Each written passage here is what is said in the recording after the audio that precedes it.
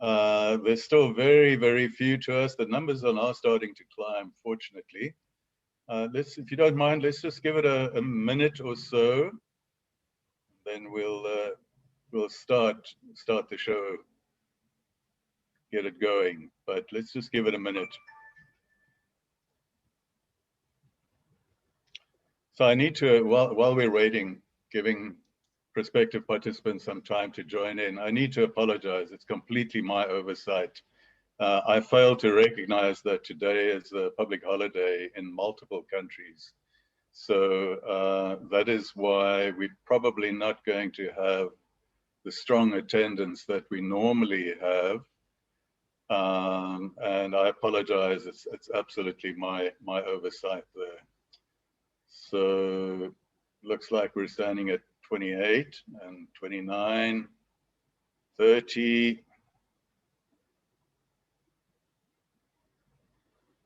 31. Okay, there's a slower 32.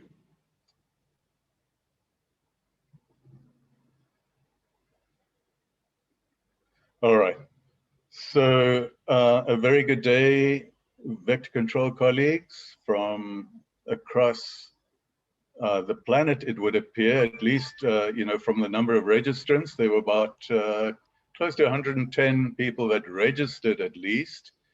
And surprisingly, the largest single chunk, I mean, it was distributed across 28 countries, the 110 people that registered. Hello, Dr. Pradeep, good to see you. I see you've just linked in as well. Always good to see you. So about 110 people registered from 28 countries. And surprisingly, the largest chunk was from America, despite the time zone differences, 18 people. So it's good to see that enthusiasm and commitment from all over. Usually our main block of participants are from Asia Pacific, and that's our main target audience, obviously. And then we get a good chunk of people listening in from Europe, quite a good number from Africa as well. And then mainly due to time zone differences, relatively few from the Americas, except this time, it seems there's a good number of people that could potentially listen in. So unfortunately, we're not that high a number today. So far, only 34 people, but Sarah, Dewey, don't feel discouraged. I'm sure it's quality audience, so it's still worth it, I think. You're satisfying curiosity and interest for a good small core number of people. So I just want to check, Dr. Rose, are you perhaps with us today? Dr. Rose? Dr. Rose is our chair for the APMEN Vector Control Working Group. And it's always good to have Dr. Rose from Malaysia just welcoming participants. But I know she's heavily caught up with COVID-19 arrangements, so we'll excuse her. So just to mention, we hope to resume our more normal APMEN Tech Talk webinars later this month, but we thought we should bring in this new Journal Club platform as well. The Journal Club platform is intended to highlight recent publications, very relevant to our Asia Pacific malaria community. It's meant to be short and sweet, only 2 talks per event, quick 10-minute presentations back to back, followed by some time for questions and answers. So the Journal Club forum will complement the Tech Talk webinars, but the contents are not necessarily aligned around one theme, which the Tech Talk webinars are. So the Journal Club, it's just what happened to be published in recent weeks or months. And then we ask an author from that publication to share the findings with us. This event today is being recorded and will be uploaded onto our aureen.org website, where you can also find all our regular webinars, plus the recent annual conference presentations and discussions. And just to repeat, this is at www.aureen.org. That's www.oreen.org. So without further time delay, let me indicate we have the genuine privilege of having authors from two very recent and interesting publications joining us today. These are Juhi Shah and Dr. Sarah Kanavati. Sarah is talking to us all the way from Washington, where it's very, very early in the morning. She and her husband are already up, and I'm sure her baby is also active in the background. But to both of you kind ladies, we genuinely appreciate you setting aside time to join us. It's a great pleasure to have you as part of this, our very first inaugural APMEN Journal Club. So Juhi is going to go first. Let me say a few words about Juhi. As Chief of Party, Juhi Shah provides vision and technical direction for Inform Asia, which is USAID's health research program, which supports malaria elimination efforts in Thailand and Laos. Somebody must tell me how you pronounce that. Is it Laos or is it Lao? I know it's the Lao people, but how do you say the country? Anyway, maybe somebody can enlighten me. In her extensive career in malaria surveillance, monitoring, and evaluation, Juhi Shah has helped countries transform their routine malaria data into strategic information for advocacy and policy. And she works with government counterparts, research institutes, and other stakeholders to use evidence to accelerate malaria elimination across the greater Mekong subregion. So Juhi, sincere thank you for setting aside time to share with us the findings from your group of authors that put together an article I've read with great interest. So over to you, Juhi. Thank you. Thank you, Leo, for the introduction, and thanks to all the organizers for having me today. Let me set up my screen.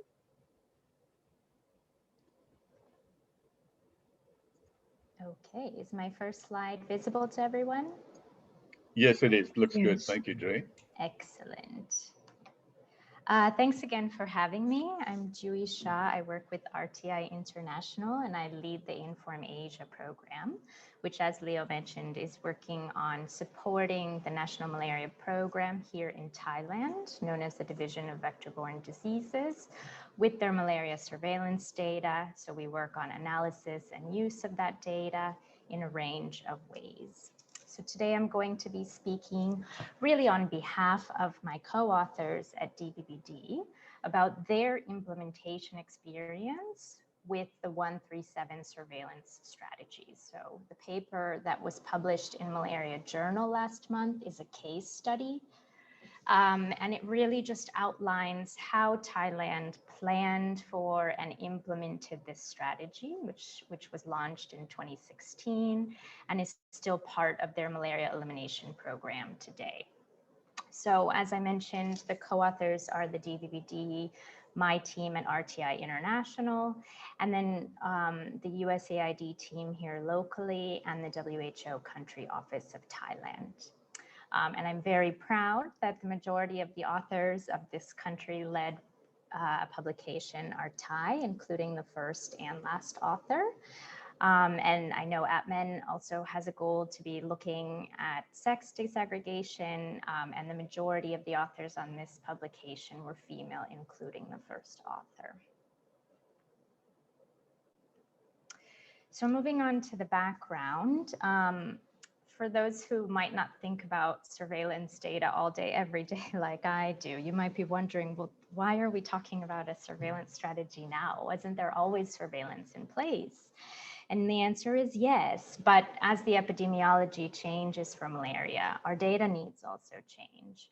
And surveillance data needs to be more granular and it needs to be available for decision makers at a more local level because the cases are congregated in certain hotspots or in certain populations. And the national program can't always make all decisions based only on aggregate numbers or with aggregate policies that span the entire country.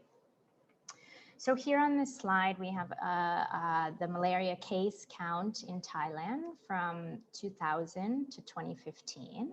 And you can see that there was enormous success in bringing down both falciparum and Bivax malaria, to the point that cases were about 24,000 in 2015.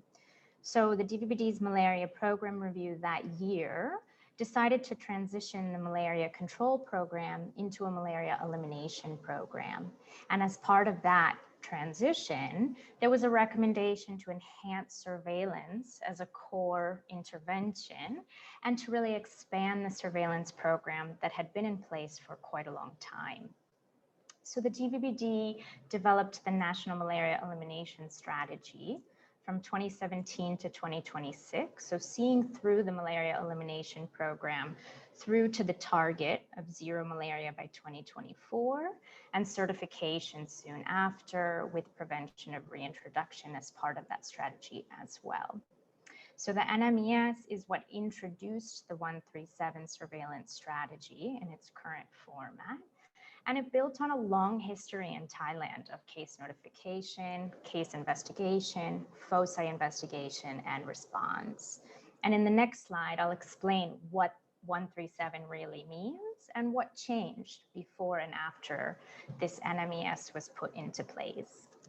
For a very long time, the only 137 strategy that was well documented in the literature was China's, which launched in 2012. And Thailand modified, they learned from the China program and modified the program. And I'll speak about that a little bit later in the presentation as well. And the purpose of all of this, I want to emphasize, is so that the program can prioritize timely and evidence-based action at the local levels where the malaria cases are occurring. So this is what the 137 strategy really looks like. What it means is that all malaria cases that are confirmed with a diagnostic test are reported into the surveillance database within 24 hours of confirmation. After that, there's a case investigation and a case classification process that's expected to be completed within 3 days. That's the 3 of 137. And then that leads, depending on the case classification, that leads to a focus classification and response within 7 days. And there's a deployment of targeted tools depending on the nature of the case classification. So like I said, there had been case notification in Thailand for a long time. This strategy put these new timelines into place. So the 24-hour timeline, the 3-day timeline, and the 7-day timeline. There were also some changes to the foci classification. So there's 4 different classifications of foci in Thailand. And it also added a component of reactive case detection as part of the foci response in high burden areas. As you can imagine, all of these data on case investigation, case classification, and foci investigation have to be housed somewhere. So as part of the 137 introduction, Thailand also expanded its existing Malaria Online database. So Malaria Online had been around since 2012. It's a proprietary purpose-based database here in Thailand that collates all of the surveillance data and makes it accessible for analysis and use. The Malaria Online system was updated with new dashboards and new reports for the 137 data that was going to be coming in. And there's key metrics around whether the 1, 3, and 7 are done, whether the case notification, case investigation, and foci investigation are completed, and also whether they're completed on time. And having these dashboards and being able to drill down into local levels makes it much easier for subnational officers to track their own data and to assess any changes and make decisions based on that data. This database collates information from both the vertical program, where malaria services are offered specifically in malaria clinics and malaria posts. And it also combines data from health facilities that offer a range of health services. And again, all of this is for the purpose of making decision-making easier for those at the local levels where there's continued malaria transmission. DVBD also created a weekly report that collates some of the data highlights. And there's a lot of action from DVBD. The head of DVBD, the head of the malaria program, is an epidemiologist and starts his day every day reviewing the data and sending messages across the entire network of malaria officers. So this has been a really important tool in Thailand's surveillance program.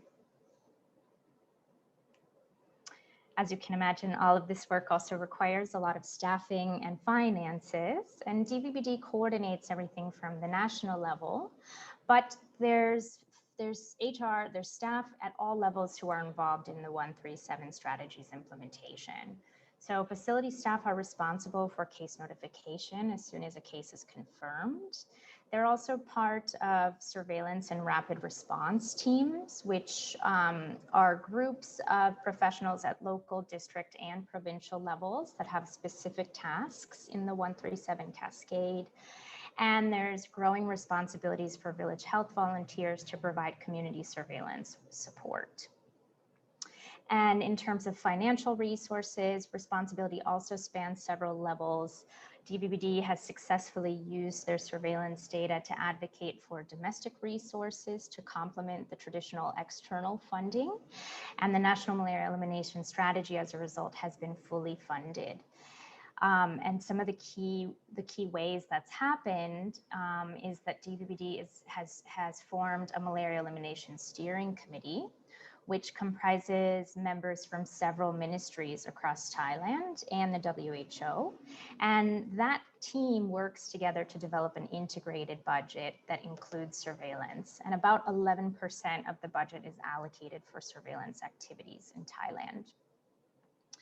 And then with the passage of the Infectious Disease Act in 2015, there's also quite a lot of financial responsibility that's given to very local levels, and the local administrative organizations in Thailand have a way to determine for themselves whether the budget allocated to them should be used for malaria if it's seen as a key priority in their community.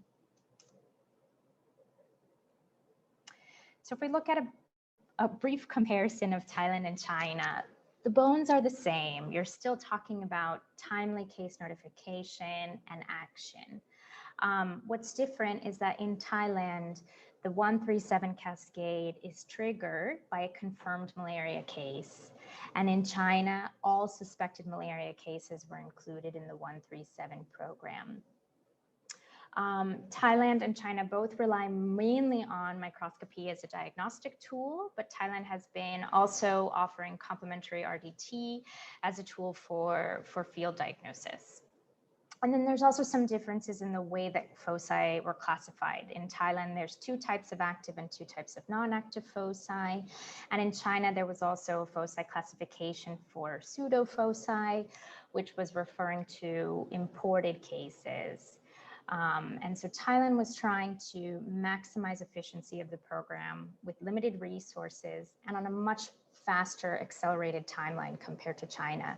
So these are some of the modifications they made in order to enhance the efficacy of 137 and to adapt to the local context here. Overall, the main success factors for Thailand's program are these 4. One is the steering committee that I mentioned earlier, which has allowed Thailand to have a lot of cross-sectoral and high-level support in Thailand. They've also been a very active participant in regional networks, such as RAI. There's the flexible local budgets, which puts a lot of responsibility or a lot of flexibility in the hands of local agents. And then there's a mobile chat application, which is very actively utilized here. So it has over 400 members, malaria officers across Thailand. And I mean, I think there's messages posted almost every day. It's quite an active forum. And it allows for the free exchange of data, helpful hints, problem solving, which is, I think, really wonderful to see so much engagement. So in summary, the 137 strategy has been successfully implemented since 2016. Malaria Online, I think, is a really supportive tool that has helped DVBD's goals of making strategic information, making surveillance data more accessible and having an easier time transforming that surveillance data into strategic information for decision making and to tailor their program towards the zero malaria goal in 2024. And I think this has aligned with the noted trend of continued reduced cases. So we saw about 4,000 cases here in Thailand last year.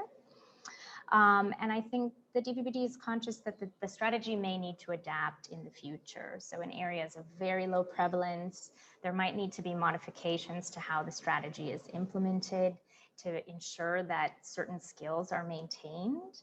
I think that skill set and capacity is also going to factor into Thailand's future as malaria-specific health services are phased out and as more general health facilities take on the responsibility of malaria case management. And then we all know that there's an environment of constrained resources, but we also know that malaria elimination is much more resource intensive than malaria control. And out of that, surveillance is one of the most essential components. So it will be a balance in the future with limited resources, but a requirement for more detailed programming and more detailed data. And I'm happy to answer any questions. Thank you. Well, Julie, thank you for that very clear overview of your presentation. There's a whole load of more detail in the actual presentation itself, as one would expect. Yeah. So, but it's a great overview of what the 137 program is all about and the key differences between the Chinese model. They developed the original program very successfully, wonderful example, which has then been adapted, among others, by Thailand, it seems very successfully. So I'm going to ask our audience to hold back, if you don't mind, with the questions. I'm sure you have questions. Let's listen to Sarah's presentation, and then we can take the questions together at the end of the second presentation. But Dewey, very well presented, nice, crisp, clear overview, calmly done, well done. So thank you. You have great potential as a top professor in some top university at some point. Thank you. So I'm going to ask Dr. Sarah Kanavati if she can give us her presentation. Just to mention that Sarah is a malaria epidemiologist, and she holds a master's degree in global health science and a PhD in tropical medicine.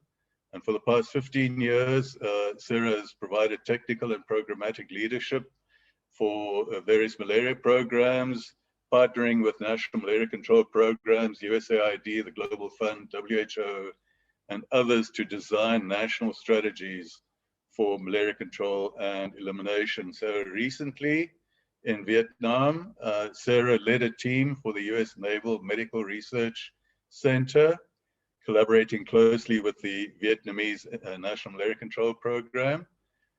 Sarah spent the previous 11 years in Cambodia, Thailand, and Myanmar, implementing and researching with the Shoklo Malaria Research Unit, also Malaria Consortium, MORU, the Burnett Institute, and others. So also loads of experience in many different geographic settings. Wonderful to tap into that great experience base. But this presentation is going to focus on mosquito net ownership, utilization, and preferences among mobile and migrant populations sleeping in forests and farms in central Vietnam, a cross-sectional study. That was published recently in the American Journal of Tropical Medicine and Hygiene. So over to you, Sarah, please. Thank you. Thank you. Thank you. That was a very generous introduction. I'm going to share my screen. Okay. Yep, if you can just go full screen. Okay, so you can see my slides. Can see the slide. There we go. Excellent. Thank you, Sarah. Thank you. Yeah, so good afternoon, everybody. Thank you so much for the opportunity to present, Leo. I would like to first of all acknowledge and thank the National Malaria Control Program in Vietnam, NIMPE. Dr. Tang is in the audience and he's been very supportive. So I would like to thank him for that. Yeah, so as you mentioned, Leo, this is a publication that came out in April, so only last month. And it was a collaboration between the Naval Medical Research Center and the and NIMPE. And here on the screen, we have the different authors, co-authors, and contributors. And I have the citation there for further reference. So why did we conduct this study?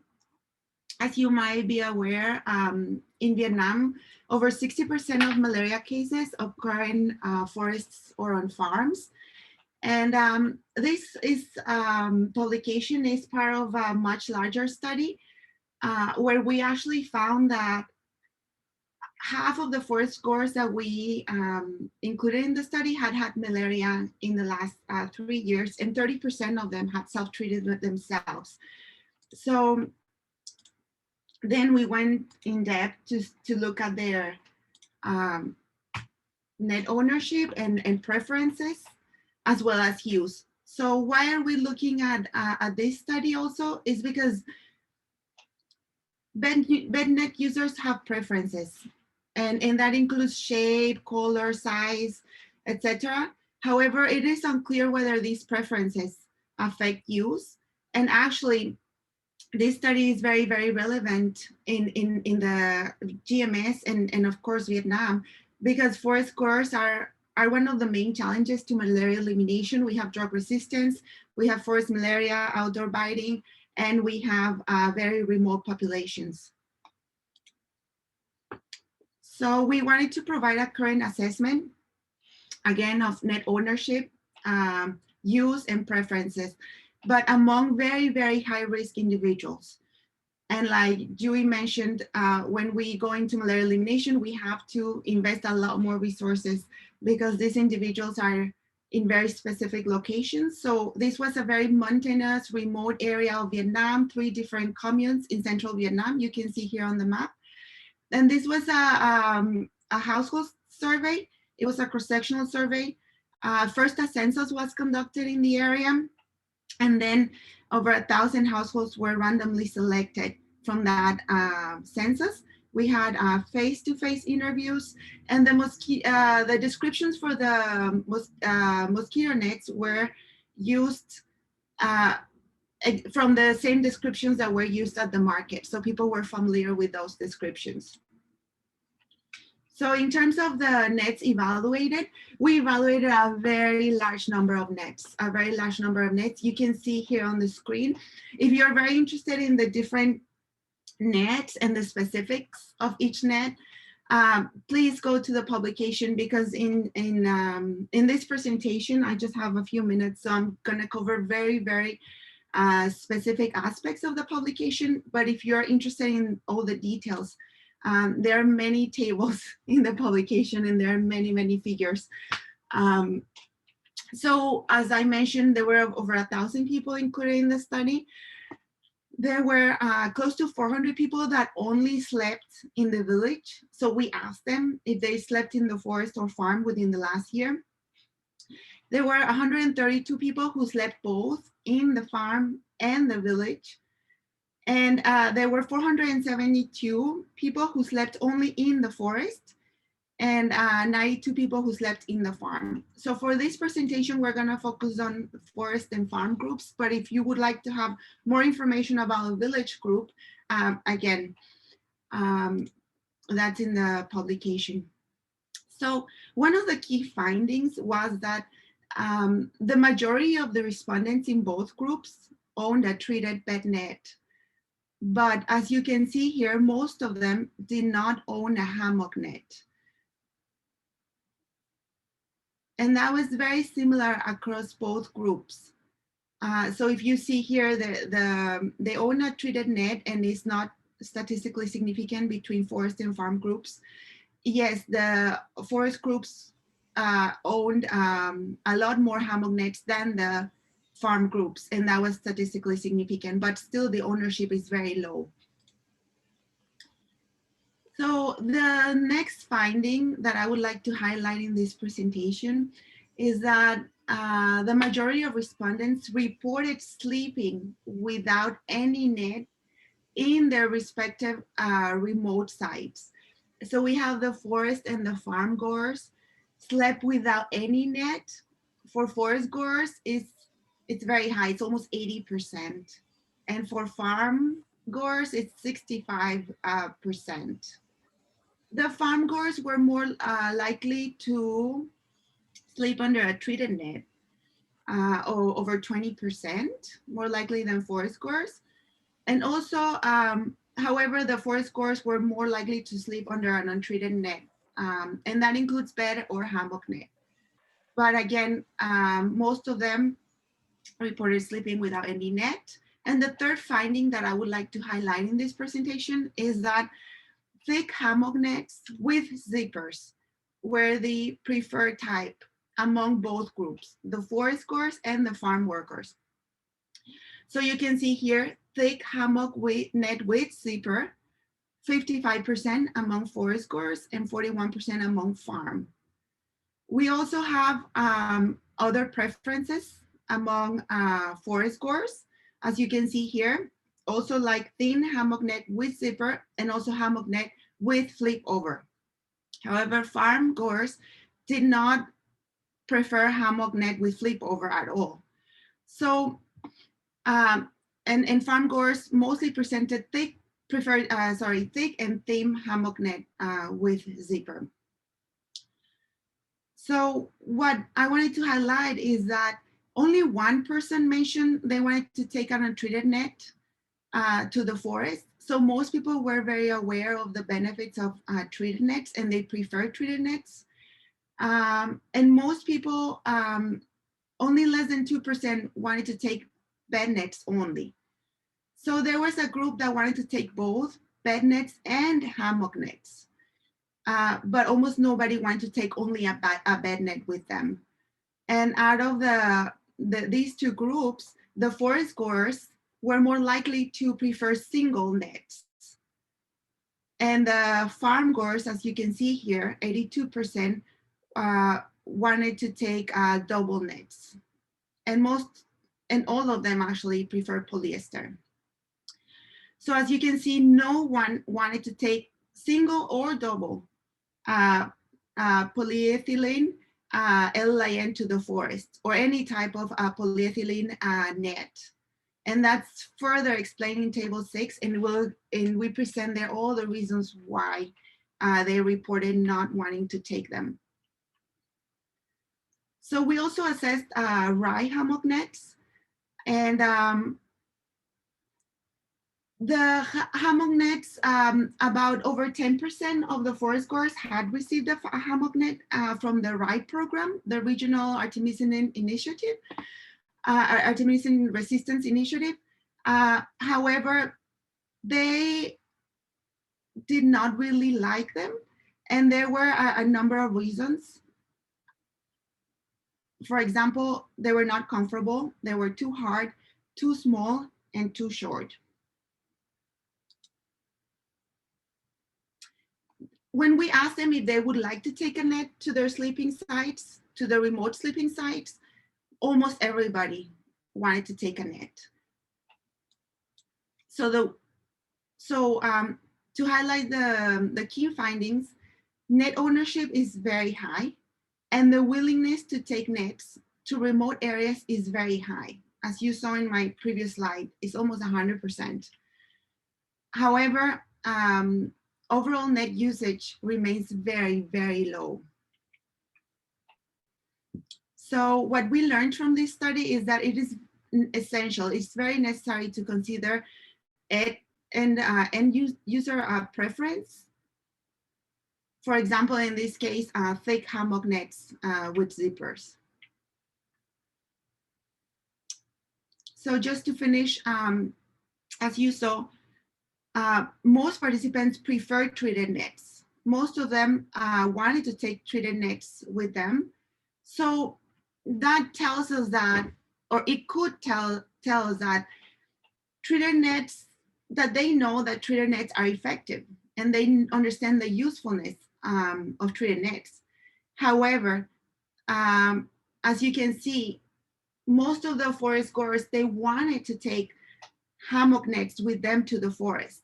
However, their ownership of hammock nets, as you can see in the ownership table, was very, very low. The ownership was very low. The ownership of bed nets was very high. The ownership of hammock nets was very low. However, if you look at the preferences, most of them wanted to take only hammock nets to the forest. And some of them wanted to take both, but almost nobody wanted to take only bed nets. So that's why we need to consider their preferences.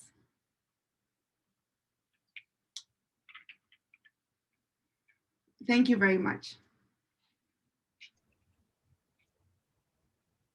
Wonderful, Sarah. A highly informative presentation. I really enjoyed that. You know, and I don't know how many people have said this over and over and over, that, you know, we should consult end users about their preferences in terms of choice of bed nets and so on. And we just seem to struggle to take that lesson on board. Fascinating insights there, Sarah. Thank you for sharing those findings. Wonderful presentation. So I'm going to take the questions as in the order that they appeared. There are a good number of questions from the audience. And I'm just going to take them in the sequence that they appeared. So I think questions 1 and 2 can probably be combined. Thank you for smart presentation. I think this is to Dewey. From which level is the response team going to visit the point of the outbreak report to start the response to an outbreak, a case? And then the first question was actually how to determine 137 accurately in the field. So presumably, you know, at some level, whether it's district or province or whatever, there's a response team that goes out to the outbreak focal area, and then they report back to that level, and that's how they keep track of the timing. But could you answer those two, please, Dewey? Yeah, great questions. And again, I realize not everyone is thinking about surveillance all the time. So I'm glad that you asked these clarifying questions on how 137 really works, because I think I did skip over that a bit fast in my presentation. So I wanted to clarify, first of all, that 137 surveillance it's a routine surveillance strategy. So it's not only for outbreaks or special events. It's intended to be kind of a bread and butter type of surveillance, but for a low burden setting because it is quite resource intensive. So anytime there is an indigenous case identified in Thailand in an area that's receptive to malaria transmission, it kicks off the 137 cascade. So this is happening like every day. I don't want to make it sound like the focus, investigation, and response is some kind of very special or rare event. It's happening constantly across Thailand. And the response team, so if there is an indigenous case and it's in an area that's receptive to community transmission, the purpose of the focus investigation and response is to contain the transmission so that it doesn't kind of mushroom, and make sure that all tools are there. So the response team it's the surveillance and rapid response team. It's an SRRT, and it's comprised of facility staff and district office, local office, district office, and provincial office staff. And I think part of the question was about like oversight and oversight. I think there was a question around oversight, and I think it's all tiered. So the focus investigation and response will be conducted at generally the district level, and then there's additional support from the province level to make sure that it was implemented well. If there's anything that looks unusual or that might require specialized support, there's the provincial team that would be able to offer support. And they're also checking on data quality as well. So it's all of this, it all builds on itself. And then the national team also will oversee the provincial level work. Did I answer the question in full, Leo, or was there another component that I've... No, I think you did good. Well done. Thank you for that. I'm trying to see if there's a question here for poor Sarah. I mean, you explained so well, Sarah. It doesn't seem like you left any gaps for anyone to pose a question. So I will ask you a question if I may, and then we'll go back to Dewey again, because there's still a bunch of others there for Dewey. So Sarah, I'd like to ask you, you make, in your publication, you make brief and passing mention of the use of topical and spatial repellents for transmission reduction among forest workers, for example, but you don't really go into much depth. So may I ask if you have any general impressions about the use of such repellents among forest goers? Do they use topical or spatial repellents? Do they pay for it themselves? What do they use? Is it mainly topical repellents? Is it mainly so? Or do they build fires in the smoke? And if they use topical repellents, where do they apply the topical repellents? What part of the body? So I guess I'm just asking some comments on the use.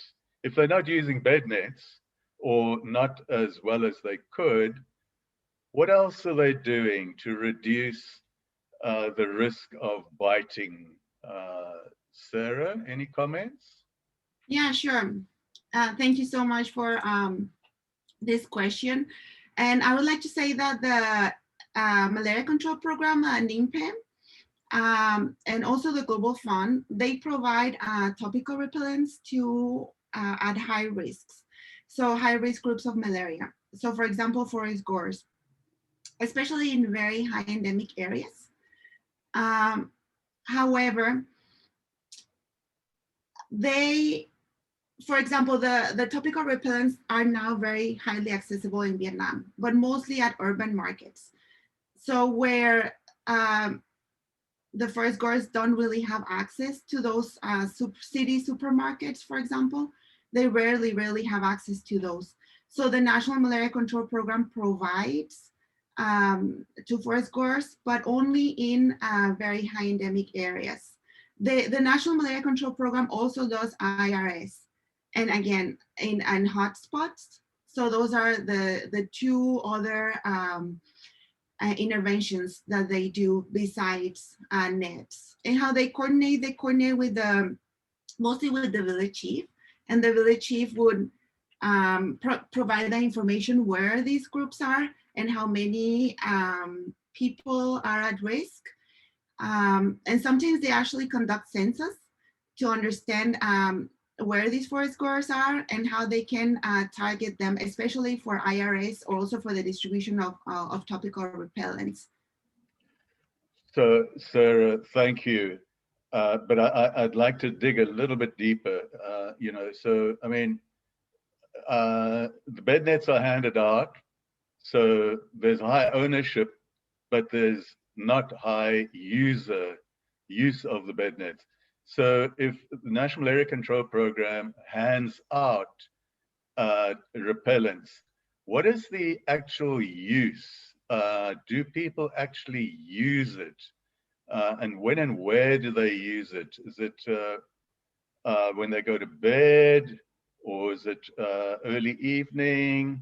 What part of the body do they apply? I'm specifically interested in ankles and feet, because that's the highest, the body region with the highest number of bites occurring. And people tend to overlook ankles and feet, and they smear it all over their arms and so on. So do people actually use those repellents? That's an excellent question, Leo. I don't think anybody has that information, to my knowledge, unless there is anybody else here who does. I know there have been a number of topical repellent studies done in Vietnam. Similar ones were done in Cambodia. However, the findings are still not out, and they haven't been very conclusive either. The ones in the done by certain institutions, which are great studies. It's just really difficult to measure those outcomes, especially among forest scores. But it's an excellent question, really. But I don't know if there's anybody else, Dr. Tang or anybody who has that answer. But based on my conversations with people in the country, I don't think we have that information, and it's, of course, it's extremely important because if they can't, if they're not using nets, then they have to use something else, right? Hopefully, that's why I was interested in hearing what you say. But okay, thank you, Sarah. So I'm going to go back to Dewey. Here's a question here from a Malaria Consortium colleague in Cambodia, Leefen. Hi, Leefen. And Leefen says, thanks a lot, Dewey, very nice presentation. What is your experience with mobile migrant population people following up on day 3, day 7, and later on the follow-up activities? So, you know, just your sense of this 137 in relation to mobile migrant people. Does it work when these people are way out there in the forest? They don't like to make their presence known because they're often associated with illegal activities. So just your sense of how the 137 system actually applies and works in reality with those people. Yeah, I think that's a great question. And I think the person posing the question has a sense of what the answer is already, especially if based in Cambodia. One of the nuances of Thailand's surveillance program is that it's really kickstarted by a confirmed malaria case. So for people who have a strong disincentive to not be found by the system, there's a chance they might not be found for a confirmed case. And the purpose of surveillance really needs to be capturing every single case, whether it's in a facility or outside of a facility. So Thailand has set up 5 complementary active case detection strategies to identify cases who might have disincentive to come into a facility, especially in high-risk areas. And we know that forested areas and border areas are part of that. So adherence, I can say that adherence to the 137 protocols is very high. The data quality, I saw an excellent question around data quality. Data quality is very good. So in terms, if you're rating the surveillance system based on the data that comes in, it's good. But one of the other ways we need to be measuring surveillance is how good is it capturing cases that don't want to be found, to your point, Leo. And it's really hard to answer that question. Yeah, all right. But thanks for trying, and Leefen, thank you for raising that critically important question. So, Sarah, I'm going to ask you another question from my side, if I may. So, I think there's a question from Sangma, Dreamstone, the very last one. The last one I have on my screen here is Hans Ufergaard. Maybe it says people in forested and in June cultivation area do not prefer net. Okay, yeah, sorry, that's in the chat box. I was looking in the Q&A. Okay. Yeah, so no, I mean, that's fine. It's just I wasn't looking in the chat box. So the very last one, people in forested and in Jum cultivation area do not prefer using bed net even and wearing a t-shirt during spring season because it's hot. So any suggestion, Sarah? Sure. And then the comment before that, I just wanted to highlight it because it's related. It says, we've never used Hammock Net, and I agree the design of the net is very important for users. So I think it ties in very nicely. So if people are hot and they don't want to even use a t-shirt, right? Why would they use a net, right? I think that's very much the issue there. However, in Vietnam, net use is a lot higher among the general population than forest goers or farm workers. And here, the two last comments are related to forest goers and forest going populations. So basically, if you compare the net usage among the general population in Vietnam, which is closer to the 90%, compared to the forest goers, it's very, very, very different. So as you saw from the results in this study, is that people own the net, they didn't use it because they didn't have the net that they really needed. So they wanted to take a hammock net to the forest because there's no housing structure, right? When you go to the forest, there's just a jungle. So if you give them a bed net, it's really not usable, right? So if people perceive them as uncomfortable or as useless, they will not use them.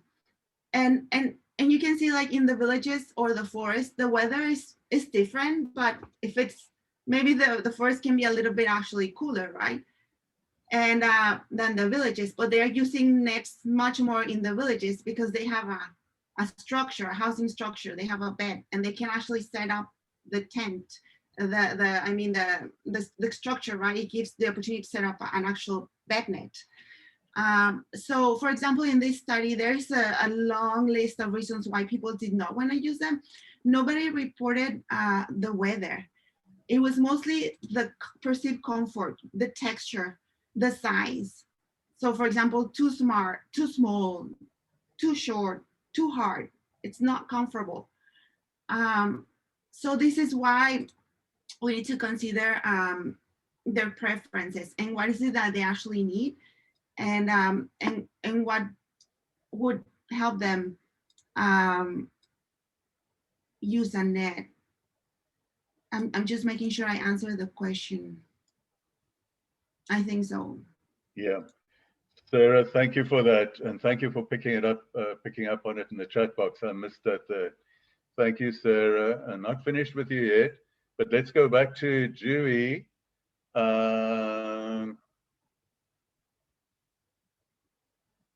So here's a question, Dewey, about, you've already partly alluded to data quality and so on, but the gentleman asks, I would like to learn more about what measures were undertaken to ensure data integrity, quality, and operational accountability.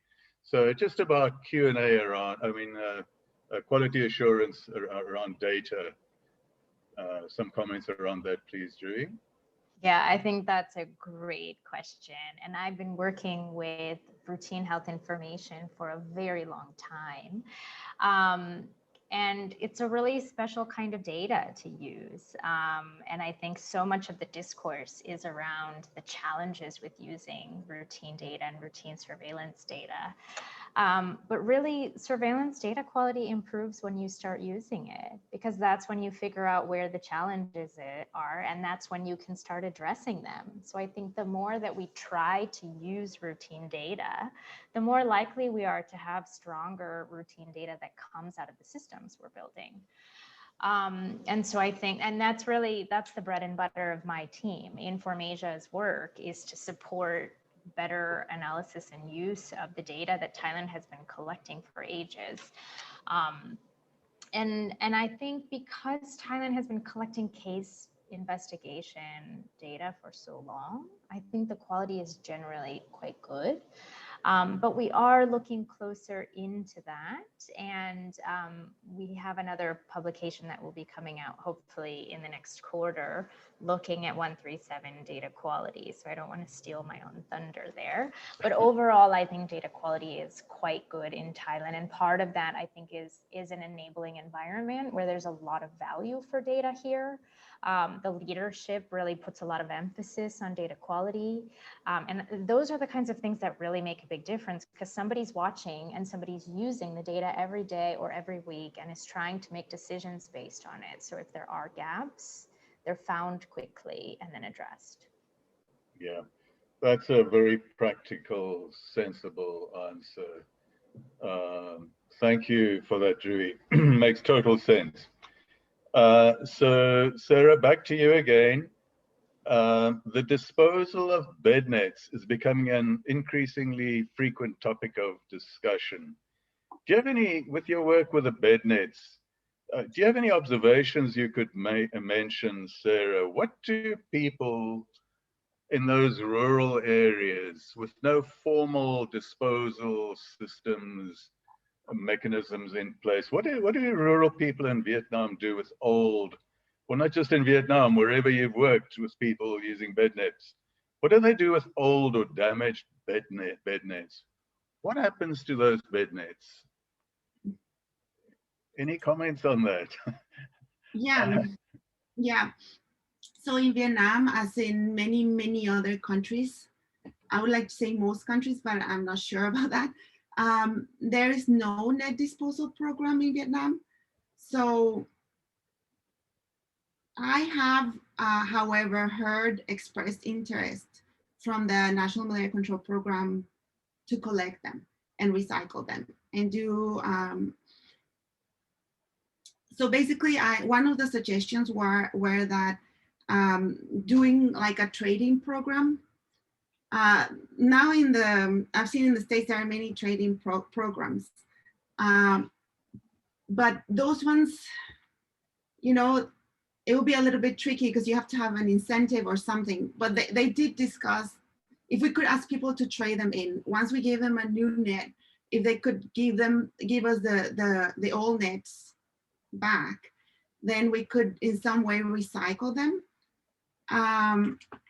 When you go to the field, people do talk about it. They do talk about damaged nets. They repurpose them. Sometimes they cover vegetables and to keep vegetables protected from the animals or things like that. But yeah, in response to your question, there's no program in place. Not that I know. Yeah, no, I think you're confirming what is. But there's interest, and that's a good. Yeah, that's a start. That's a start. Yeah. So, Dewey, back to you. There's a question here about Bivax, and I think the question is there any difference in the way you respond to Bivax malaria? You know, if you identify a confirmed case of Bivax, how do you respond to that? That's a great question. So for the purpose of surveillance the needs are really the same for stopping transmission. And of course, Bivax is more complicated for all the reasons we know, but the foci response is the same. What's different for Thailand between falciparum and Bivax malaria is the subsequent surveillance related to drug efficacy. So first-line treatment for Bivax malaria in Thailand is chloroquine and primaquine. Cases that are confirmed with Bivax malaria who are eligible for that first-line treatment are followed up for a 90-day period where they're expected to come back for 4 follow-up visits to the initial provider, if possible, or any health facility in Thailand. And then they'll be retested along those 4 follow-up visits. And all of that data is logged as part of drug efficacy monitoring. But in terms of the focal response, that's the same regardless of species. Yeah, all right. Thank you. Sarah, there was a question to you about biting times. And the question was, considering the biting time of malaria vectors across Southeast Asia, what would be, I mean, it's not a straightforward general, I mean, the biting times vary considerable. There's so many vector species and they each differ in many ways. But considering in a general way, the biting time of malaria vectors across Southeast Asia, what would be the predicted reduction in transmission if netted hammocks could be used effectively? You're going to try and have a stab at that? It's a very, very broad question. And it's a very good question. I feel like you could actually run a study on that question. I think that in general, bed nets have been very effective. However, as it's mentioned, the biting time, it's an issue, and but still, they have been very effective when used comprehensively with other vector control measures. And I think we could use that that information and translate it into hammock nets. Of course, there will be a significant reduction. However, there is a lot of growing research right now, especially in Southeast Asia, of the need of doing insecticide-treated materials. So things that people can use when they are out in very early mornings.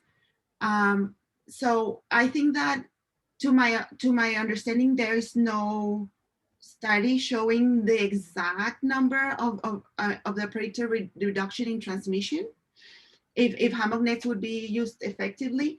But I think that it would, of course, reduce transmission only if, especially if used with a more comprehensive vector control program. And I think that would be the inclusion of insecticide-treated materials, which have been widely studied. Yeah, thank you, Sarah. I suppose intuitively, I mean, if you can get people to 100% use bed nets or hammock nets the moment they go to bed to sleep, then you would get considerable, substantial reduction, at least in those species that bite at that particular time of night.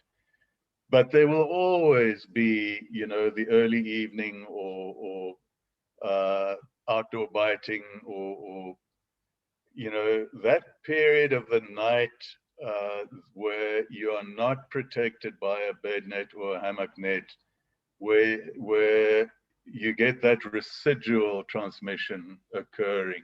And that is the challenge that we are all facing, is how to deal with that period outside of protection by bed nets. And that is a difficult one. We just don't have the proper tools. And that's why we're grasping around at you know, some of the things that you mentioned there, Sarah. And also in Cambodia, we also had these workers going out very, very early in the morning. Yeah, yeah. AM, so yeah, please go ahead. Thank you, Sarah. So here's one from Hans Uffergaard.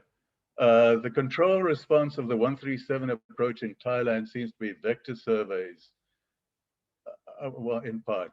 ITNs or IRS, 90% coverage, and LLIN, 1 per 2 people. However, the remaining transmission will likely be in forested areas, like Sarah presented.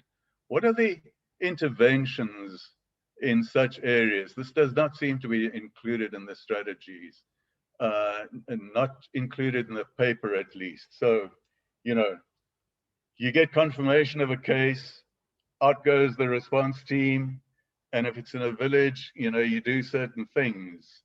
What do you do for those forest goers? Julie. Yeah, so the forest goers are usually associated with a village where the case confirmation and notification take place.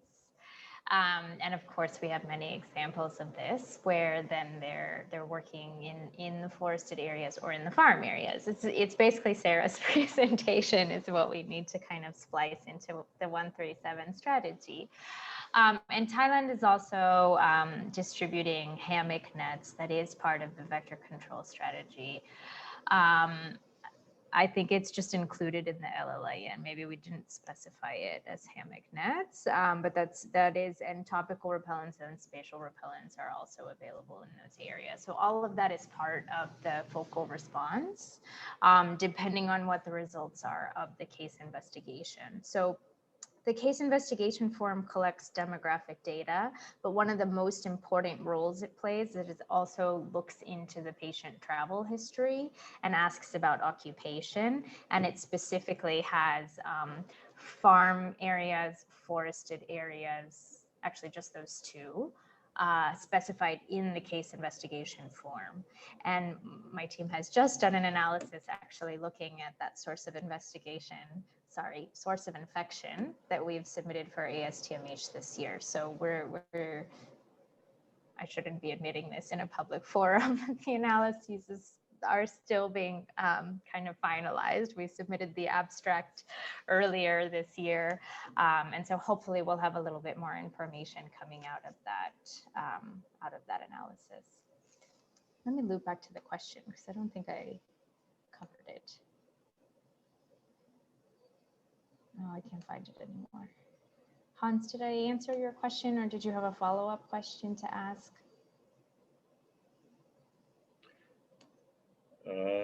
So it was a question from Hans, the control response of the 137 approach. Oh, here it is.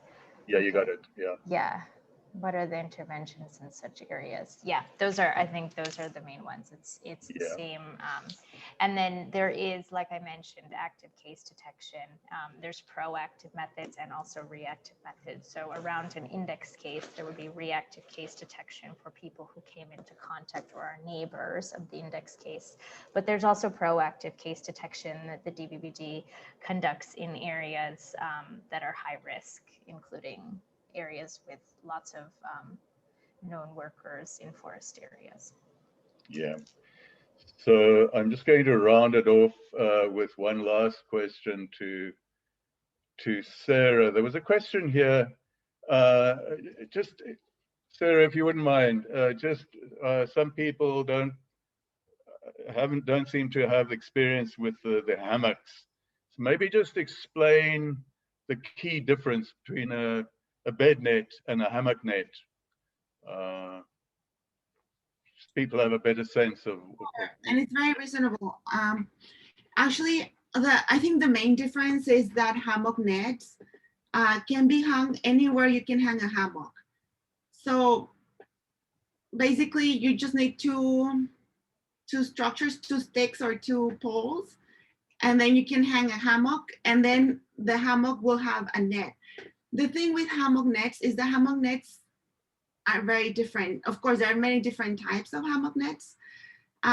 So for example, in the study, if you go to the paper, you can see that we evaluate about 10 different hammock nets.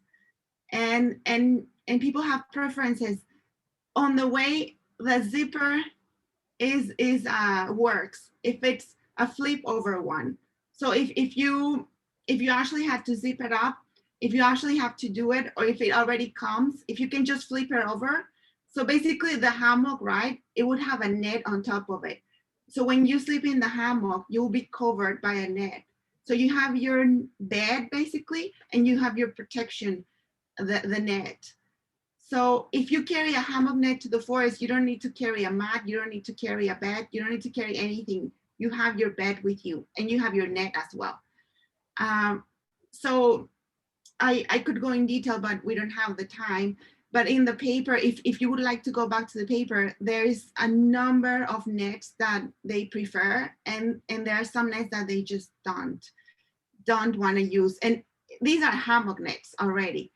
So it's very important to understand why, I always thought a follow-up study will be amazing to understand more in depth, what do they mean by this or that? I mean, why they're saying they're not comfortable, why they're preferring the zip over versus the flip over versus this type or that type.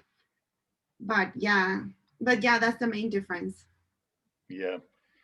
So I'm told that there's going to be a short set of poll questions, very short, very easy. Please, audience, before you leave the meeting, please would you help us by just responding to that very short poll? It's up on the screen now. Let's just click on the appropriate response. So I think we don't want to indulge the patience of our good audience. I think it's been a wonderful set of presentations, very interesting questions that have emerged. There are some, I think there are perhaps a few more questions that weren't responded to, but we don't want to carry on for too long. So those questions will be captured and the questions will be sent to Dewey and to Sarah. And we ask them very kindly, please, if you wouldn't mind just spending a few minutes just to respond very briefly to the questions that we didn't get to during this this presentation session.